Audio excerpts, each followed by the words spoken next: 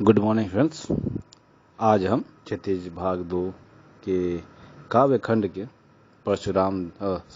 काव्यखंड के तुलसीदास द्वारा रचित रामचरितमानस से लिया गया अंश राम लक्ष्मण परशुराम संवाद का अध्ययन कर रहे थे। इससे पहले हमने तुलसीदास जी के बारे में महत्वपूर्ण बातों का अध्ययन किया, जीवन से जुड़ी महत्वपूर्ण चीजों का अध्ययन किया और रामचरितमानस से लिया गया अंश राम लक्ष्मण परशुराम संवाद का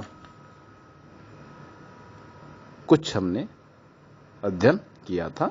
2 पंक्तियां हमने अध्ययन किया था कि किस प्रकार से जब शिव धनुष टूट जाता है और परशुराम क्रोधित होकर जनक के सभा में आते हैं और परशुराम को क्रोधित होकर देखकर सभी लोग भयभीत हो जाते हैं और परशुराम कहते हैं कि यहाँ उपस्थित सभी राजा जो भी हैं वो अलग हो जाएं जिसने भी इस शिव धनुष को तोड़ा है। और लक्ष्मण उनकी बातों पर व्यंग्य पूर्वक उनका उत्तर दे रहे थे, उनका अपमान कर रहे थे। आइए आगे हम देखते हैं कि जब लक्ष्मण के उत्तरों देख सुनकर जब परशुराम को क्रोध आता है और परशुराम जब ये कहते हैं कि हे राजकुमार, तू अपने माता पिता के लिए मरकर सोच का कारण मत बन, मेरा यह अत्यंत फरसा गर्भ में बच्चों को भी नष्ट कर देता है। इसके आगे हम अध्ययन करते हैं। आइए किस प्रकार से परशुराम के इस प्रकार के जवाब का उत्तर लक्ष्मण जी बड़े व्यंग्य स्वभाव में व्यंग्य के रूप में देते हैं। लक्ष्मण कहते हैं, बिहसी लखन बोले मृदबानी, अहो मुनीसु महाभटमानी। बिहसी मतलब हंसकर, मृदु कोमल, बानी का मतलब नाड़ी होता है, महाभट का मतलब महायोद्धा।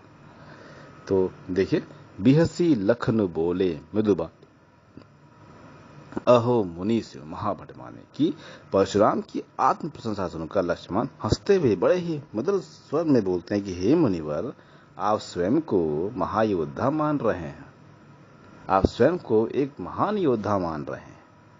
पुनि पुनि मोही दिखाव कुठारू, झत उड़ावन फूंकी पहाड़। पुनि पुनि मतलब बार बार, दिखाव दिखा रहे हैं, कुठार मतलब कुल्हाड़ी, चहत चाहते हो, उड़ावन का मतलब होता है उड़ाना, फूंकी फूंक कर, पहाड़ का मतलब पहाड़। देखिए लक्ष्मण कहते हैं कि बार बार आप मुझे अपना कुठार यानी फरसा दिखा रहे हैं, ऐसा लगता है कि आप फूंक से पहाड़ को उड़ा देना चाहते हैं, कि आप बार बार मुझे अपना फरसा दिखा रहे हैं। आपको देखकर तो ऐसा लगता है कि आप एक फूंक से पहाड़ को उड़ा देना चाहते हैं।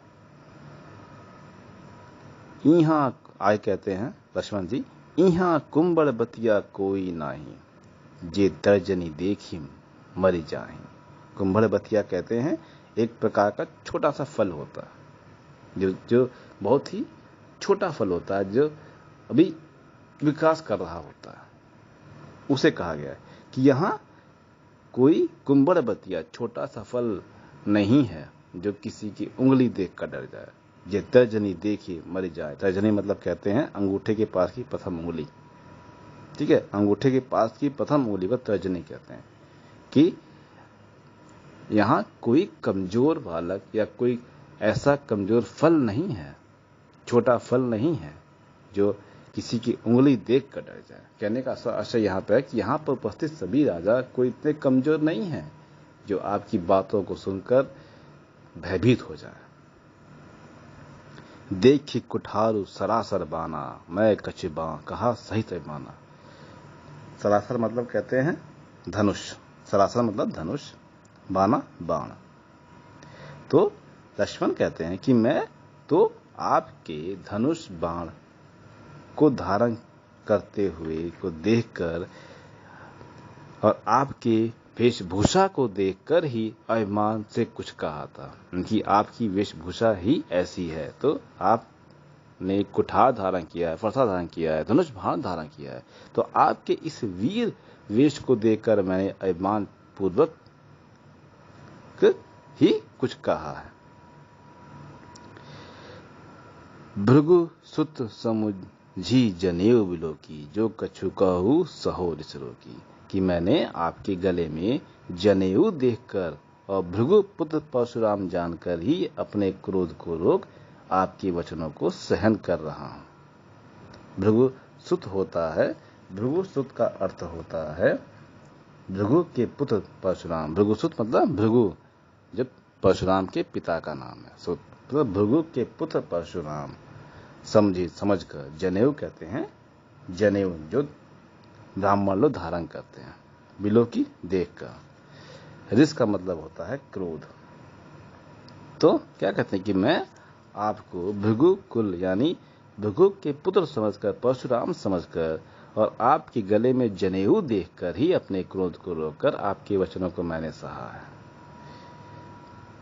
सुर मही सुर हरिजन अरुगाई, हमरे कुल इन पर न सुराई। सुर का मतलब होता है देवता, महेशुर का अर्थ होता है ब्राह्मण, गाय गाय, सुराई वीरता।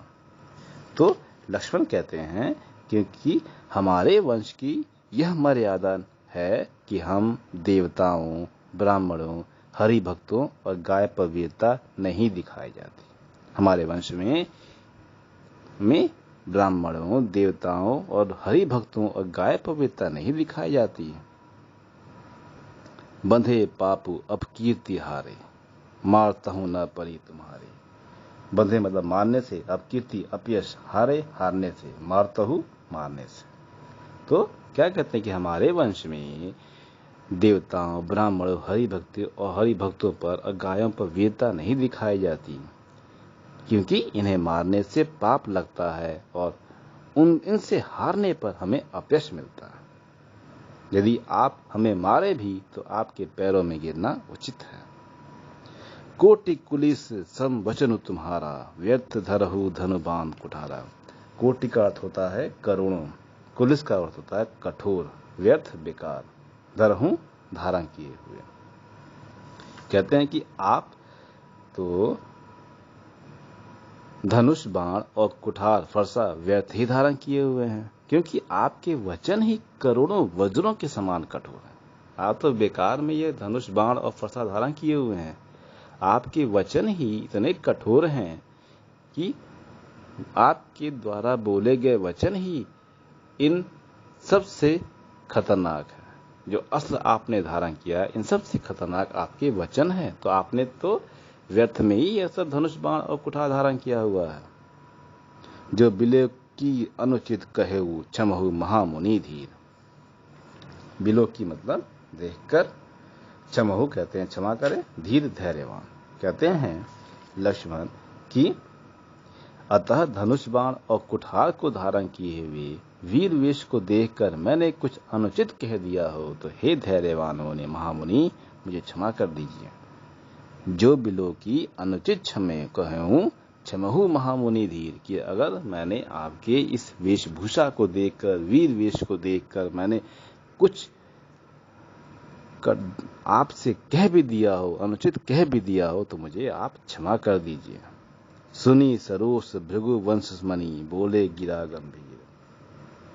सरोस मतलब क्रोध सहित, भृगु वंश मणि मतलब भृगु वंश के मणि परशुराम, गिरा वाणी।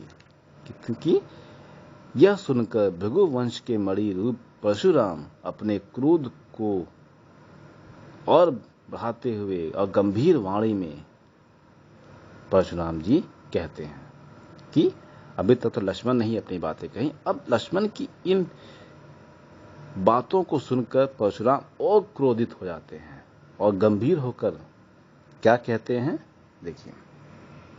कौशिक सुनहु मंद येहु बालकु, कुटील काल बस निज कुल घालकु।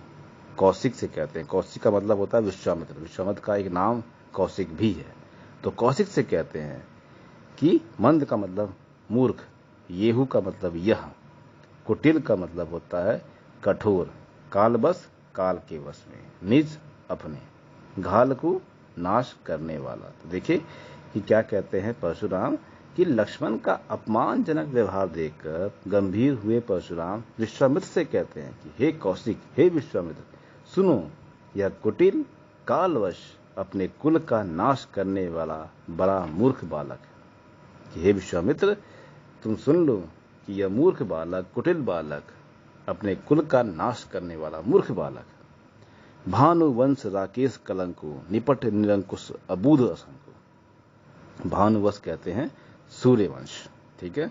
राकेश चंद्रमा, कलंक दाग, निपट का मतलब होता है निरा, निरंकुश का मतलब होता है उदंड, और अबूध का मतलब होता है मूर्ख, असंख्य का अर्थ होता है निर्भीक। तो क्या कहते हैं परशुराम विश्वामित्र से कि यह सूर्यवंश में होते हुए भी, क्योंकि लक्ष्मण और राम क्या थे, सूर्यवंशी थे, कि यह सूर्यवंश में होते हुए भी पूर्ण चंद्र का कलंक है, ये कलंक के रूप में है। यह निरा, उदंड है, मूर्ख है और निर्भीक बालक है। यह सूर्यवंशी होते हुए भी ये वंश के में कलंक के समान है। यह बहुत ही उदंड बालक है, मूर्ख है और निर्भीक है। काल कवलु होहि छनमाही, कहो पुकारी खोरी मोहिनाई। काल कवलु मतलब काल का ग्रास, छनमाही मतलब क्षर में, खोरी का मतलब होता है दोष। कहते हैं कि क्षण में ही यह काल का ग्रास बनने वाला है। विश्वामित्र से कहते हैं परशुराम कि क्षण में ही, क्षण भर में ही, पल भर में ही यह काल का ग्रास बनने वाला है। मैं पुकार कर कह देता हूं, फिर मुझे दोष मत देना। मैं यहाँ उपस्थित सभी से और आपसे भी, विश्वामित्र आपसे भी मैं पुकार कर कह देता हूं कि यह बालक क्षण भर में काल का ग्रास बनने वाला है, और मैं पुकार कर यह कह देता हूं, फिर आप लोग मुझे दोष न दें। तुम हट कहूं जो चाहूं उबारा, कही प्रताप बल रोष हमारा। हट कहूं का मतलब होते हैं रोके, जो का अर्थ होता है यदि, उबारा का अर्थ होता है बचाना, और प्रतापु का अर्थ होता है यश, रोष का अर्थ होता है क्रोध। तो क्या कहते हैं कि यदि तुम इस बालक की रक्षा करना चाहते हो तो मेरे प्रताप, बल और क्रोध के बारे में बताकर इसे रोक दो। कि तुम हट कहूं जो चाहूं उबारा, कही प्रताप बल रोष हमारा। कि यदि तुम इस बालक को बचाना चाहते हो तो तुम मेरे प्रताप, मेरे बल, मेरे पौरुष के बारे में इसे बताकर इसे शांत कर दो, वरना यह क्षण भर में यहीं मारा जाएगा। लखन कहेऊ मुनि सहूर तुम्हारा, तुम ही अछत को बरने पा। कि सुसहु का मतलब होता है यश, सुसहु का अर्थ होता है यश, अछत का होता है छोड़कर, वरने का अर्थ होता है गुणा करना।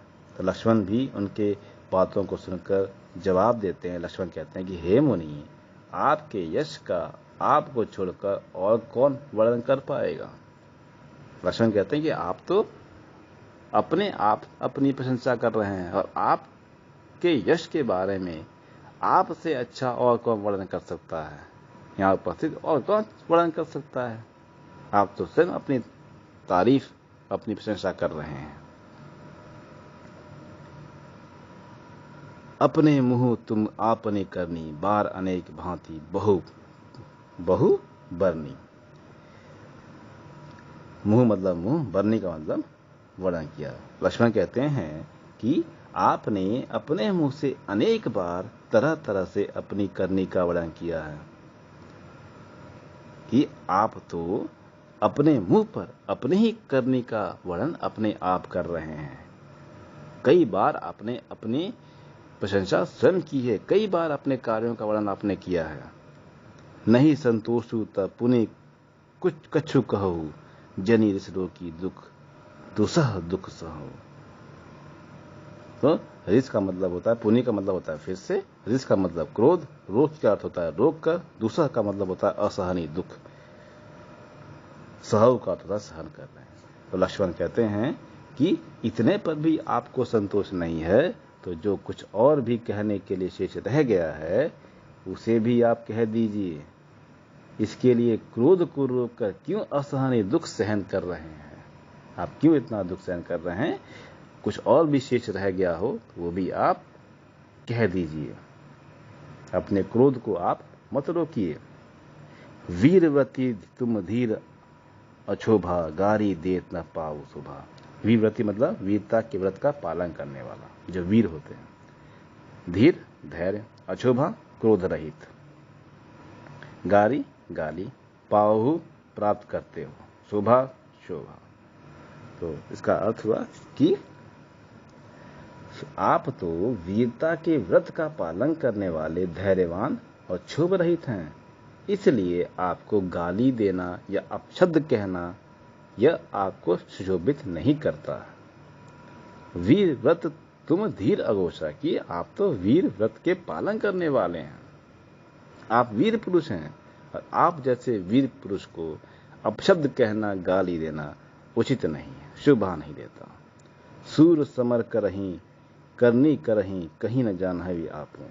सूर मतलब कहते हैं सूरवीर, समर युद्ध, करहीं करते हैं, जवा जना वही का अर्थ होता है प्रकट करते हैं, आपू स्वयं। कहते हैं लक्ष्मण कि सूरवीर तो अपना पराक्रम करके दिखाते हैं, अपनी बातों से अपनी वीरता बखान नहीं करते।